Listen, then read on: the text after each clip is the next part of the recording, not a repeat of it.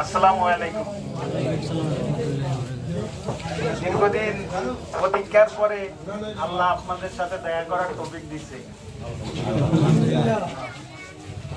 অধীর আগ্রহে ছিলাম আপনাদের সাথে কবে দেখা করব। এর মধ্যে অনেকে মারা গেছে, তাদের জানাজাও আসতে পারিনি। যেমন একটা সবসময় আমার লগে থাকতো নুরমত সাজি, আমার ভাই মারা গেছে। আরো অনেক আত্মীয়, আমার খালু মারা গেছে, খালা মারা গেছে, অনেকেরই জানাজাও আসতে পারিনি। আল্লাহ তৌফিক দিয়েছে, এর জন্য আসতে পারছি। এবং কালকে থেকে আসলে ভালো মন থেকে বাসলে এবং এটার প্রমাণ আজকে আমি পাইছি আমার যে আমরা কতটুকু ভালোবাসে। কালকে মনে হয় না সারা রাত্র কেউ ঘুমাইছে।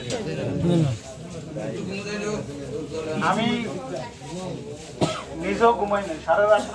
আমার সাথে মহিবুল্লাহ ছিল, রাসেল ছিল, আরো কয়েকজন ছিল। কাজল পাটালি রাত্রে 3টার সময় ঘাট থেকে উঠছে, দেখছে আমি ঘুমাইনি। আমি সবচেয়ে যখন বৃষ্টি পড়তেছে আর নেওয়াজ থেকে সুবেয়ারে দুলাল প্রধান এবং আরো যারা গেছে, আমি যাদের সাথে আমার কথা হয়েছে, সবাই বৃষ্টির মধ্যে ভিজা চলে গেছে। এবং যাওয়ার পরে দেখলাম যে সব ভিজা। রিন্টু ভাই আমারও বলছিল গাড়িতে ওঠার জন্য, আমি বললাম যে না, গাড়িতে তো ওঠা যাইব না।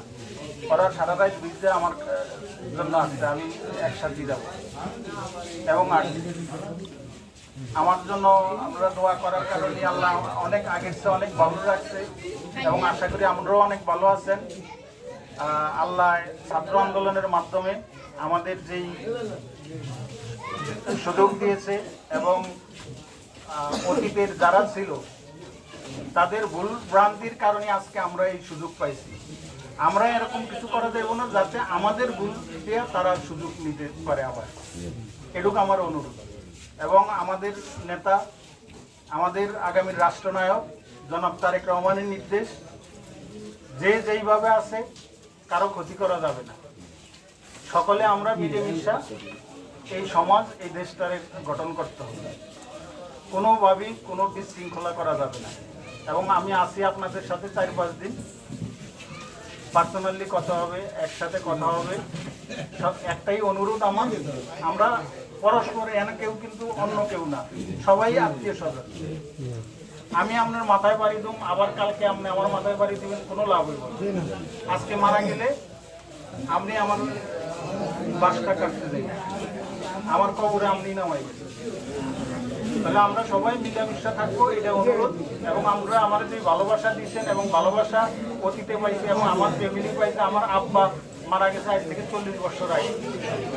এখনো অনেক মানুষ জ্বরের জনশনে কাশের চেয়ারম্যান ছেলে, কারুর কাছে ছেলে জ্বরের দিকে কাছে যায়। হয়তো আমার বাবা এই এলাকার মানুষের জন্য কিছু করতে পারছে বিধায়। আমি যতদিন পয়সা থাকবো আমি আপনাদের সাথে থাকবো এবং আপনাদের মাঝেই থাকবো ইনশাআল্লাহ।